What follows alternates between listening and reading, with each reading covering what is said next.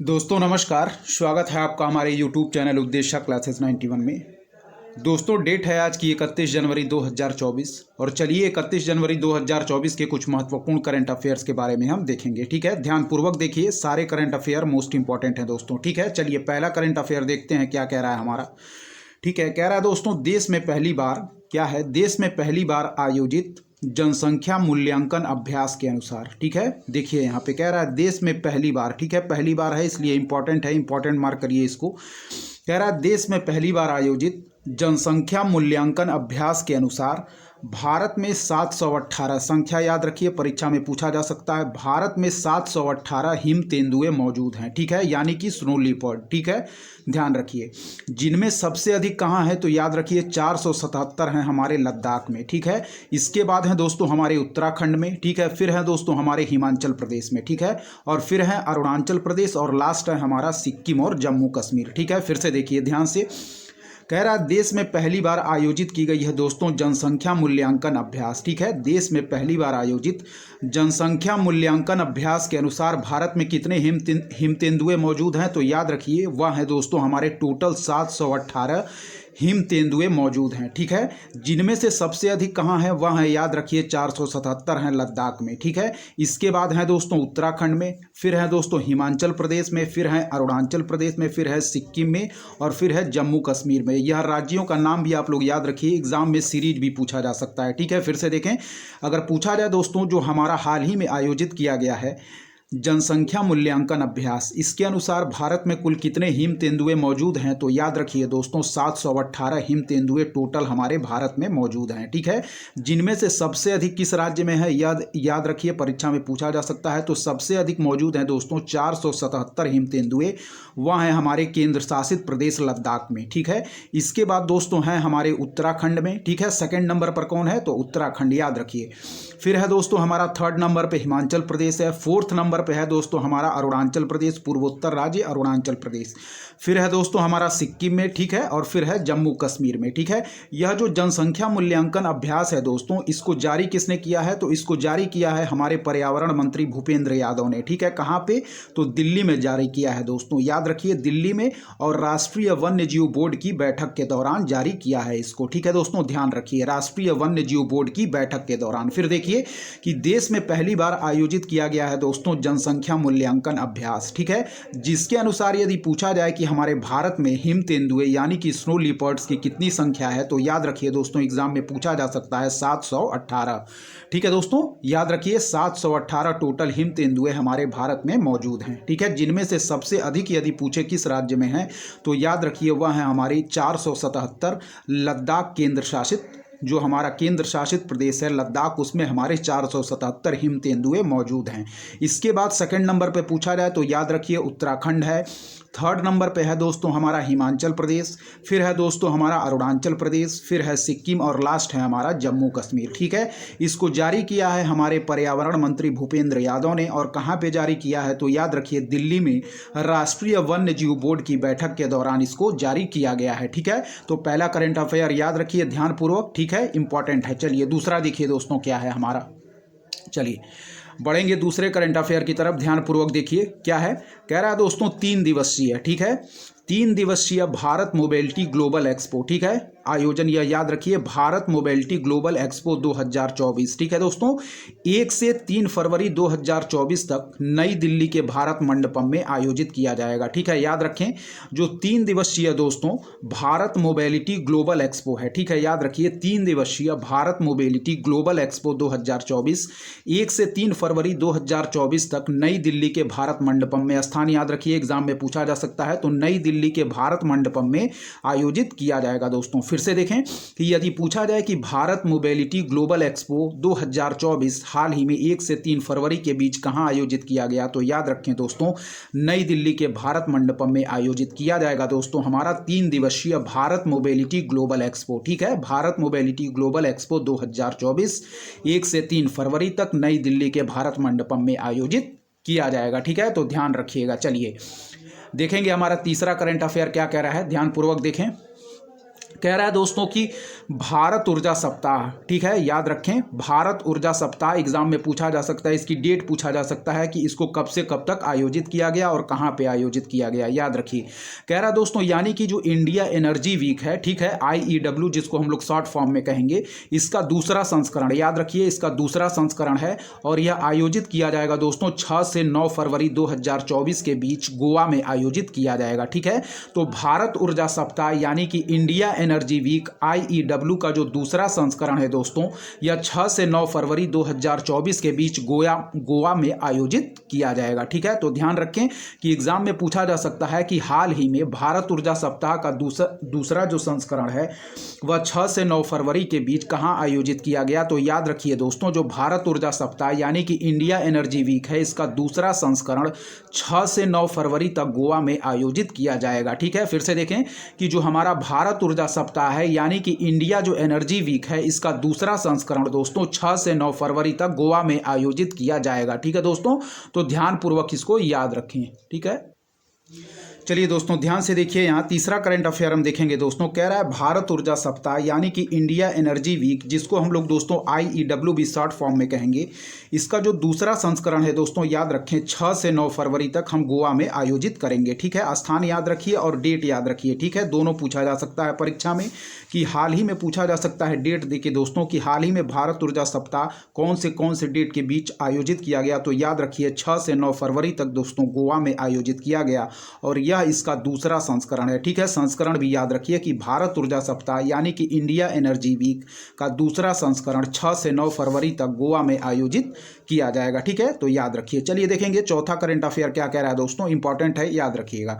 कह रहा है दोस्तों महिलाओं के बीच फिटनेस जागरूकता बढ़ाने के लिए, क्या है, कह रहा है कि महिलाओं के बीच फिटनेस जागरूकता बढ़ाने के लिए मिनिस्ट्री, याद रखिए, मिनिस्ट्री पेपर में पूछा जाता है दोस्तों, तो याद रखिए कपड़ा मंत्रालय, ठीक है, यानी कि हमारा जो टेक्सटाइल मिनिस्ट्री है 4 फरवरी 2024 को, जगह भी याद रखिए कि दशहरा ग्राउंड शक्ति नगर कोटा राजस्थान में दोस्तों वन भारत साड़ी वाकाथॉन का आयोजन करेगा, ठीक है। यदि पूछा जाए कि हाल ही में जो वन भारत साड़ी वाकाथॉन का आयोजन कौन सी मिनिस्ट्री करेगी, तो याद रखिए दोस्तों कपड़ा मंत्रालय, ठीक है।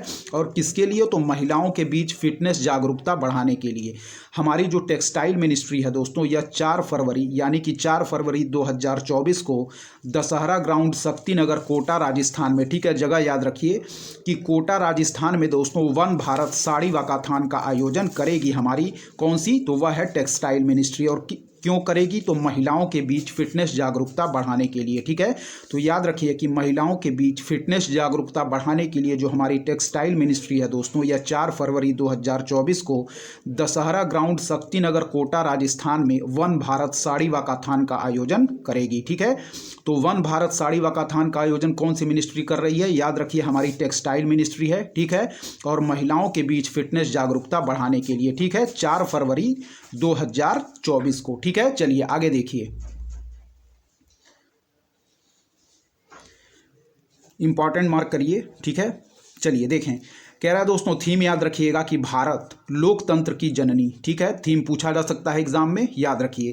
कह रहा है भारत लोकतंत्र की जननी, ठीक है दोस्तों, भारत लोकतंत्र की जननी थीम पर संस्कृति मंत्रालय, मिनिस्ट्री याद रखिए, मिनिस्ट्री ही एग्जाम में पूछी जाएगी। संस्कृति मंत्रालय की झांकी ने गणतंत्र दिवस परेड 2024 में पहला स्थान हासिल किया है, ठीक है, याद रखें। चलें फिर देखें, कह रहा है कि थीम क्या है, भारत लोकतंत्र की जननी, ठीक है दोस्तों, थीम याद रखिए, थीम भी पूछा जा सकता है कि भारत लोकतंत्र की जननी थीम पर हमारी जो कल्चर मिनिस्ट्री है, ठीक है, यानी कि संस्कृति मंत्रालय की झांकी ने गणतंत्र दिवस परेड 2024 में पहला, ठीक है, पूछा जा सकता है कि हाल ही में आयोजित गणतंत्र दिवस परेड 2024 में पहला स्थान कौन सी मिनिस्ट्री की झांकी को हासिल हुआ है। तो आप लोग याद रखें कि भारत लोकतंत्र की जननी थीम पर हमारी जो कल्चर मिनिस्ट्री है यानी कि संस्कृति मंत्रालय की झांकी ने गणतंत्र दिवस परेड 2024 में पहला स्थान हासिल किया है, ठीक है दोस्तों, याद रखें। चलिए फिर देखिए कि भारत लोकतंत्र की जननी थीम पर संस्कृति मंत्रालय की झांकी ने गणतंत्र दिवस परेड 2024 में दोस्तों पहला स्थान हासिल किया है, ठीक है। तो याद रखें, थीम भी याद रखें, मिनिस्ट्री याद रखें दोस्तों, ठीक है। थीम और मिनिस्ट्री दोनों याद रखें, एग्जाम की दृष्टि से हमारा मिनिस्ट्री इंपॉर्टेंट है और थीम भी इंपॉर्टेंट है। ठीक है, तो थीम क्या है याद रखें, भारत लोकतंत्र की जननी। ठीक है, और मिनिस्ट्री कौन सी है, तो संस्कृति मंत्रालय की जो झांकी है इसको दोस्तों गणतंत्र दिवस परेड 2024 में पहला स्थान हासिल हुआ है। ठीक है, चलिए अगला देखिए, मोस्ट इंपॉर्टेंट मार्क करिए। ठीक है, पूछा जा सकता है परीक्षा में। कह रहा है दोस्तों भारत के मराठा सैन्य परिदृश्य।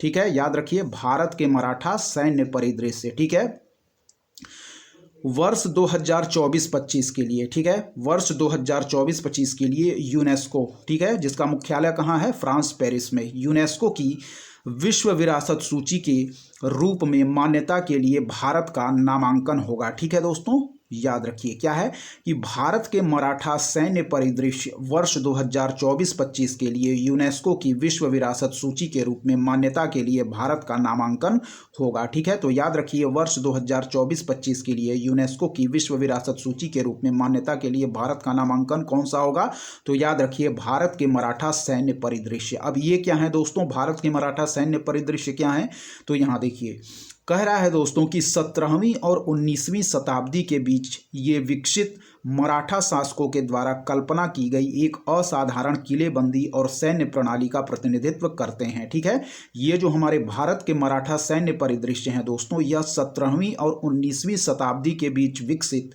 मराठा शासकों द्वारा कल्पना की गई एक असाधारण किलेबंदी और सैन्य प्रणाली का प्रतिनिधित्व करते हैं दोस्तों। ठीक है, फिर से देखिए कि जो भारत के मराठा सैन्य परिदृश्य हैं दोस्तों, इसको वर्ष 2024-25 के लिए यूनेस्को की विश्व विरासत सूची के रूप में मान्यता के लिए भारत का नामांकन होगा। ठीक है, याद रखिए कौन, भारत के मराठा सैन्य परिदृश्य।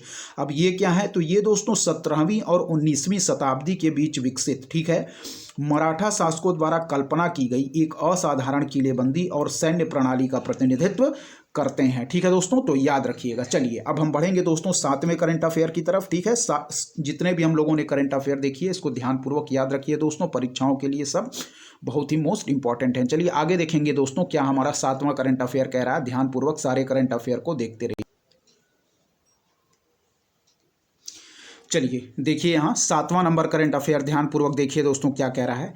कह रहा है सरकार ने, क्या है, कह रहा है ना दोस्तों कि हमारी भारत सरकार ने students Islamic movement of India, यानी कि जिसको हम लोग शॉर्ट फॉर्म में सिमी भी कहते हैं दोस्तों। ठीक है, याद रखिए कि सरकार ने students Islamic movement of India, जिसको हम लोग सिमी भी कहते हैं दोस्तों, इसको यूएपीए एक्ट के तहत, ठीक है, यूएपीए क्या है दोस्तों, unlawful activities prevention act. UAPA क्या है, अनलॉफुल एक्टिविटीज प्रिवेंशन एक्ट के तहत अगले 5 साल के लिए, ठीक है दोस्तों, अगले 5 साल की अवधि के लिए क्या है, एक गैर कानूनी संगठन घोषित कर दिया है दोस्तों। ठीक है, फिर याद रखिए कि हमारी भारत सरकार ने दोस्तों student Islamic movement of India, ठीक है, इस इंस्टीट्यूशन का नाम याद रखिए, परीक्षा में पूछा जा सकता है। ठीक है, कि सरकार ने student Islamic movement of India, जिसको हम लोग शॉर्ट फॉर्म में सिमी भी कहते हैं दोस्तों, इसको यूएपीए एक्ट भी याद रखिए, किस एक्ट के तहत, तो एक्ट याद रखिए अनलॉफुल एक्टिविटीज प्रिवेंशन एक्ट, जिसको हम लोग यूएपीए एक्ट भी कहते हैं, इसके तहत अगले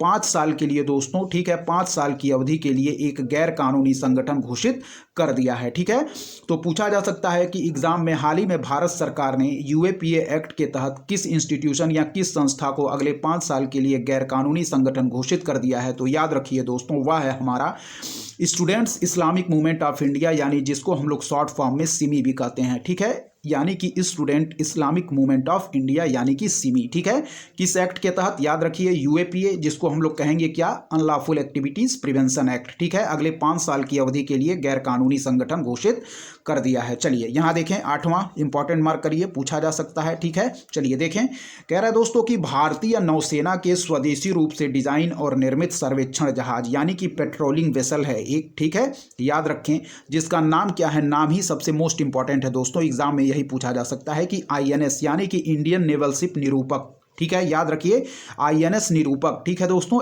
इंडियन नेवल शिप निरूपक को राष्ट्र के लिए 38 वर्षों की सेवा के बाद, ठीक है, 38 वर्ष की शानदार सेवा के बाद दोस्तों, कहां से, यह भी याद रखिए, स्थान याद रखिए, स्थान भी परीक्षा में पूछा जाता है, तो विशाखापट्टनम में, यानी कि आंध्र प्रदेश में सेवा मुक्त किया गया। ठीक है, फिर देखें कि हमारी जो भारतीय नौसेना है यानी कि इंडियन नेवी का एक पेट्रोलिंग वेसल है दोस्तों स्वदेशी रूप से, ठीक है, यह भी याद रखिए कि स्वदेशी रूप से विकसित, डिजाइन और निर्मित किया गया है। यह एक सर्वेक्षण जहाज है दोस्तों, क्या है, पेट्रोलिंग वेसल है, जिसका नाम है दोस्तों INS निरूपक, ठीक है, INS निरूपक। याद रखें को राष्ट्र के लिए 38 वर्षों की शानदार सेवा के बाद दोस्तों विशाखापट्टनम में सेवा मुक्त कर दिया गया है, ठीक है। फिर से देखें, भारतीय नौसेना के स्वदेशी रूप से डिजाइन और निर्मित सर्वेक्षण जहाज यानी कि एक पेट्रोलिंग वेसल है दोस्तों, जिसका नाम है INS निरूपक, को राष्ट्र के लिए 38 वर्षों की सेवा देने के बाद, शानदार सेवा देने के बाद दोस्तों विशाखापट्टनम आंध्र प्रदेश में सेवा मुक्त कर दिया गया है, ठीक है, ध्यानपूर्वक याद रखें। चलें 9वां नंबर याद रखें, इंपॉर्टेंट है, एक स्टेट की स्कीम के बारे में यहाँ बताया गया है, ध्यानपूर्वक देखिए क्या कह रहा है, ठीक है दोस्तों। चलिए देखेंगे, हम ध्यानपूर्वक देखते रहिए। चलिए देखें दोस्तों, कह रहा है कि उड़ीसा में लगभग 1 करोड़ आदिवासियों के लिए, क्या है, उड़ीसा में लगभग 1 करोड़ आदिवासियों के विकास और सशक्तिकरण के लिए, ठीक है। सबसे पहले तो दोस्तों राज्य का नाम याद रखिए, यानी स्टेट का नाम याद रखिए, ठीक है। स्टेट का नाम ही दोस्तों एग्जाम में पूछा जा सकता है कि ये किस स्टेट की स्कीम है, ठीक है। याद रखिए यहाँ कि उड़ीसा में लगभग 1 करोड़ आदिवासियों के विकास, ठीक है, और सशक्तिकरण की दिशा में एक महत्वपूर्ण कदम में मुख्यमंत्री कौन है उड़ीसा के, तो वह है दोस्तों हमारे नवीन पटनायक जी, ठीक है। नवीन पटनायक जी दोस्तों हमारे उड़ीसा के वर्तमान मुख्यमंत्री हैं, याद रखिए। इनके नेतृत्व वाली जो स्टेट गवर्नमेंट यानी कि राज्य सरकार है दोस्तों, इसने एक लघु वन उपज से संबंधित, ठीक है, लघु वन उपज से संबंधित यानी कि जो हमारे माइनर फॉरेस्ट प्रोडक्ट होते हैं MFP, ठीक है दोस्तों, क्या है, माइनर फॉरेस्ट प्रोडक्ट, जिसको हम लोग MFP भी कहते हैं, यानी कि लघु वन उपज माइनर फॉरेस्ट प्रोडक्ट। इसके लिए दोस्तों 100%, ठीक है, 100% राज्य वित्त पोषित, ठीक है, 100% राज्य वित्त पोषित दोस्तों न्यूनतम समर्थन मूल्य पहल, क्या है, 100% यह याद रखिएगा राज्य वित्त पोषित है, और न्यूनतम समर्थन मूल्य पहल जिसका नाम है दोस्तों लाभ, ठीक है, यह याद रखिए, इस पहल का नाम क्या है, लाभ, ठीक है, योजना शुरू करने को मंजूरी दे दी है, ठीक है। अब लाभ का यहाँ फुल फॉर्म क्या है, ठीक है, यहाँ देखिए लाभ का फुल फॉर्म क्या होगा, यह है दोस्तों लघु वना, क्या है, लघु वना जातीय द्रव्य क्रय, ठीक है, क्या है, लघु वना जातीय द्रव्य क्रय, ठीक है दोस्तों, यह इसका फुल फॉर्म है, यानी कि लघु वना जातीय द्रव्य क्रय, ठीक है। फिर से देखें यहाँ पे ध्यानपूर्वक देखें, कह रहा है दोस्तों उड़ीसा में, सबसे पहले तो स्टेट का नाम याद रखें, ठीक है, कि यह जो लाभ योजना स्टार्ट की गई है यह किस स्टेट की है, यही एग्जाम में सबसे पहले पूछा जाता है, तो याद रखें उड़ीसा गवर्नमेंट के द्वारा स्टार्ट की गई है हमारी जो लघु वन उपज से संबंधित लाभ योजना है, ठीक है। फिर देखें कि उड़ीसा में लगभग 1 करोड़ आदिवासियों के विकास और सशक्तिकरण की दिशा में एक महत्वपूर्ण कदम में जो हमारे मुख्यमंत्री नवीन पटनायक जी हैं, इनके नेतृत्व में दोस्तों जो राज्य सरकार है इसने लघु वन उपज यानी कि जो माइनर फॉरेस्ट प्रोडक्ट होते हैं दोस्तों, इसके लिए 100%, सबसे पहले ये भी याद रखिए कि 100% दोस्तों स्टेट फंडेड स्कीम है, ये क्या है, 100% जो स्टेट फंडेड स्कीम है यह राज्य वित्त पोषित स्कीम है। न्यूनतम समर्थन मूल्य पहल किसका, तो याद रखिए नाम इसका है दोस्तों लाभ योजना की शुरुआत की है, ठीक है, जिसका लाभ का फुल फॉर्म क्या है, याद रखें लघु वना जातीय द्रव्य क्रय, ठीक है, लघु वना जातीय द्रव्य क्रय, ठीक है। फिर देखें कह रहा है दोस्तों कि उड़ीसा में लगभग 1 करोड़ आदिवासियों के विकास और सशक्तिकरण की दिशा में एक महत्वपूर्ण कदम में जो हमारे मुख्यमंत्री हैं नवीन पटनायक जी, इनके नेतृत्व में दोस्तों जो यहाँ की स्टेट गवर्नमेंट है इसने लघु वन उपज जो कि MFP यानी कि जिसको हम लोग कहते हैं दोस्तों माइनर फॉरेस्ट प्रोडक्ट, ठीक है, माइनर फॉरेस्ट प्रोडक्ट के लिए 100% यानी कि 100% दोस्तों यह स्टेट फंडेड स्कीम है, ठीक है, याद रखिएगा 100% राज्य वित्त पोषित न्यूनतम समर्थन मूल्य पहल है, ठीक है, यानी कि MSP, ठीक है, न्यूनतम समर्थन मूल्य पहल, क्या इसका नाम क्या है दोस्तों, तो याद रखिए लाभ, ठीक है, और इसका फुल फॉर्म क्या होगा, लाभ का फुल फॉर्म याद रखें यह है लघु वना जातीय द्रव्य क्रय, ठीक है, याद रखें, ठीक है। तो जो हमारी लाभ योजना है किससे संबंधित है, सबसे पहले याद रखें यह लघु वन उपज से संबंधित एक योजना है, यानी कि माइनर फॉरेस्ट प्रोडक्ट से संबंधित एक योजना है। फिर है दोस्तों यह 100% स्टेट फंडेड स्कीम है, यह भी याद रखें, और यह स्टार्ट की है किसने, तो याद रखिए दोस्तों हमारी उड़ीसा स्टेट गवर्नमेंट ने इस स्कीम को स्टार्ट की है जिसका नाम है लाभ योजना, ठीक है, ध्यान रखें, और इसका फुल फॉर्म क्या हो जाएगा, लघु वना जातीय द्रव्य क्रय। चलिए अगला देखिए दोस्तों 10वां नंबर हमारे करंट अफेयर देखें क्या कह रहा है, यहाँ देखें चलिए देखिए, कह रहा है दोस्तों जो हमारे भारतीय मुक्केबाज हैं मनदीप जागड़ा, ठीक है, हमारे भारतीय मुक्केबाज हैं मनदीप जागड़ा, इन्होंने दोस्तों अमेरिका स्थित, क्या है, जगह याद रखिए, अमेरिका स्थित नेशनल बॉक्सिंग एसोसिएशन, ठीक है, अमेरिका स्थित नेशनल बॉक्सिंग एसोसिएशन की इंटरकॉन्टिनेंटल सुपर फेदरवेट चैंपियनशिप में उल्लेखनीय जीत हासिल की है, ठीक है। इसमें उपविजेता कौन रहे हैं तो याद रखिए गेरार्डो एस्किवेल, ठीक है, गेरार्डो एस्किवेल जो कि एक अमेरिकी मुक्केबाज हैं दोस्तों, ठीक है। फिर देखें यहाँ पे कि जो हमारे भारतीय मुक्केबाज हैं दोस्तों मनदीप जांगड़ा ने, इन्होंने दोस्तों अमेरिका स्थित, ठीक है, सबसे पहले स्थान याद रखिए और जो हमारे मुक्केबाज हैं इनका नाम याद रखिए। उपविजेता भी ध्यान रखिएगा, उपविजेता भी परीक्षा में पूछ लिया जाता है, ठीक है। भारतीय मुक्केबाज मनदीप जांगड़ा ने अमेरिका स्थित नेशनल बॉक्सिंग एसोसिएशन यानी कि NBA की इंटरकॉन्टिनेंटल सुपर फेदरवेट चैंपियनशिप में उल्लेखनीय जीत हासिल कर ली है, ठीक है।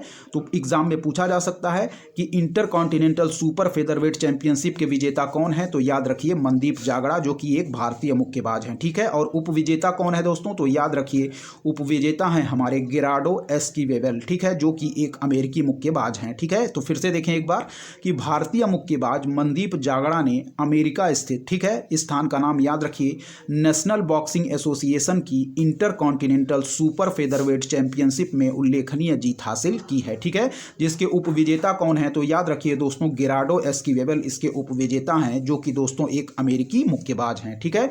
चलिए तो आज की करंट अफेयर वीडियोस को हम लोगों ने कवर कर लिया है। चलिए कुछ स्टैटिक पार्ट्स भी साथ में देखेंगे दोस्तों, क्योंकि स्टैटिक पार्ट्स भी परीक्षाओं के लिए मोस्ट इंपॉर्टेंट हैं। चलिए ध्यानपूर्वक देखते हैं आज के स्टैटिक पार्ट्स में हम लोग क्या देखेंगे, ठीक है। चलिए ध्यान से देखते रहिए दोस्तों। आज हम लोग मिसलेनियस का एक इंपॉर्टेंट टॉपिक देखेंगे, ठीक है, छोटा सा टॉपिक है, इससे प्रश्न बार बार परीक्षाओं में पूछ लिए जाते हैं, ठीक है।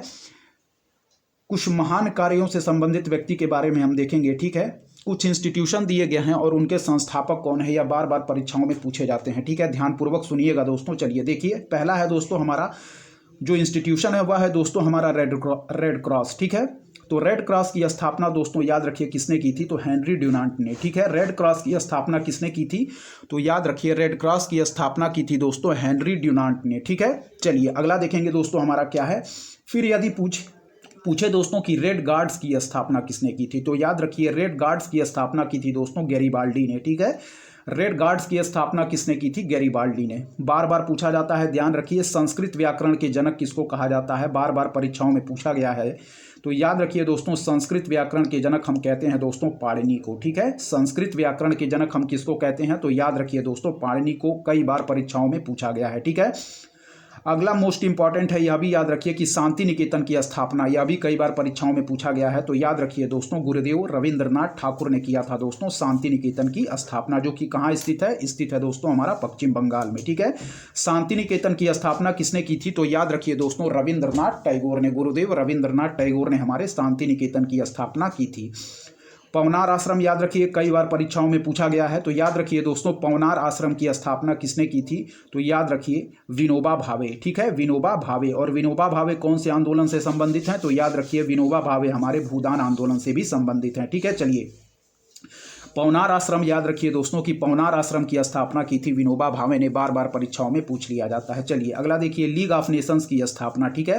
तो इसके संस्थापक कौन थे लीग ऑफ नेशंस के तो याद रखिए वुड्रो विल्सन, ठीक है। लीग ऑफ नेशन के संस्थापक हैं दोस्तों वुड्रो विल्सन, ठीक है। बार बार परीक्षाओं में पूछा जाता है, याद रखिए खालसा पंथ के संस्थापक, कई बार परीक्षाओं में पूछा गया है। तो याद रखें कि खालसा पंथ के संस्थापक हैं दोस्तों हमारे गुरु गोविंद सिंह, ठीक है, जो हमारे सिखों के 10वें गुरु थे। गुरु गोविंद सिंह खालसा पंथ के संस्थापक थे दोस्तों, ठीक है। चलिए अगला देखिए ओरोविले आश्रम, कई बार पेपर में पूछा गया है।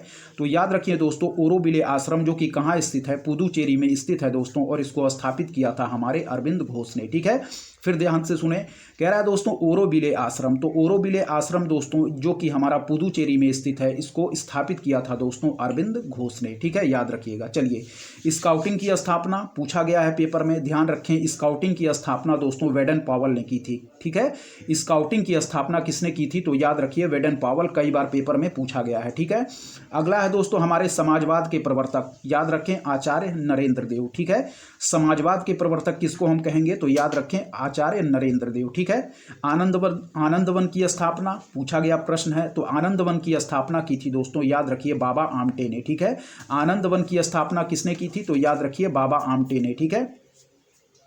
चलिए, विश्व भारती की स्थापना कई बार पूछा गया है, तो याद रखें गुरुदेव रविंद्रनाथ ठाकुर ने। ठीक है, विश्व भारती की स्थापना गुरुदेव रविंद्रनाथ ठाकुर ने। भूदान आंदोलन के प्रवर्तक, अभी हम लोगों ने ऊपर देखा, तो भूदान आंदोलन के प्रवर्तक हैं दोस्तों, याद रखिए विनोबा भावे। ठीक है, चलिए अगला देखिए, स्वर्ण मंदिर का निर्माण कई बार पेपर में पूछा गया है, तो याद रखिए गुरु अर्जुन देव ने कराया था दोस्तों स्वर्ण मंदिर का निर्माण। ठीक है, फिर है न्याय दर्शन के संस्थापक, पूछा गया प्रश्न है, तो याद रखें न्याय दर्शन के संस्थापक हैं दोस्तों महर्षि गौतम। ठीक है, न्याय दर्शन के संस्थापक हैं महर्षि गौतम। ठीक है, फिर है निर्मल हृदय के संस्थापक, याद रखें वह है हमारी मदर टेरेसा जी। ठीक है, निर्मल हृदय के संस्थापक कौन है दोस्तों, तो याद रखिए मदर टेरेसा। ठीक है, जितने भी हम लोगों ने इंस्टीट्यूशन को देखा, इसको हम लोग फिर से एक बार रिकॉल करेंगे, ध्यानपूर्वक सुने आप लोग। ठीक है, फिर से देखेंगे हम लोग। कह रहा है दोस्तों, यदि बात करें रेड क्रॉस की, ठीक है, तो रेड क्रॉस की स्थापना किसने की थी दोस्तों, तो याद रखिए हेनरी ड्यूनेंट ने हमारी रेड क्रॉस की स्थापना की थी। ठीक है, यदि पूछे दोस्तों रेड गार्ड्स की स्थापना, तो याद रखें रेड गार्ड्स की स्थापना की थी दोस्तों गैरीबाल्डी ने। ठीक है, रेड गार्ड्स की स्थापना की थी दोस्तों गैरीबाल्डी ने। फिर दोस्तों यदि पूछे संस्कृत व्याकरण के जनक, तो याद रखें संस्कृत व्याकरण के जनक है दोस्तों हमारे पाणिनि। याद रखिए कई बार पेपर में पूछा गया है कि संस्कृत व्याकरण के जनक कौन है दोस्तों, तो याद रखिए संस्कृत व्याकरण के जनक हम मार्क करेंगे पाणिनि। ठीक है दोस्तों, याद रखें। चलिए अगला देखें, शांति निकेतन की स्थापना कई बार पेपर में पूछा गया है, तो याद रखिए शांति निकेतन की स्थापना की थी गुरुदेव रविंद्रनाथ ठाकुर ने। ठीक है, याद रखें शांति निकेतन की स्थापना गुरुदेव रविंद्रनाथ ठाकुर ने।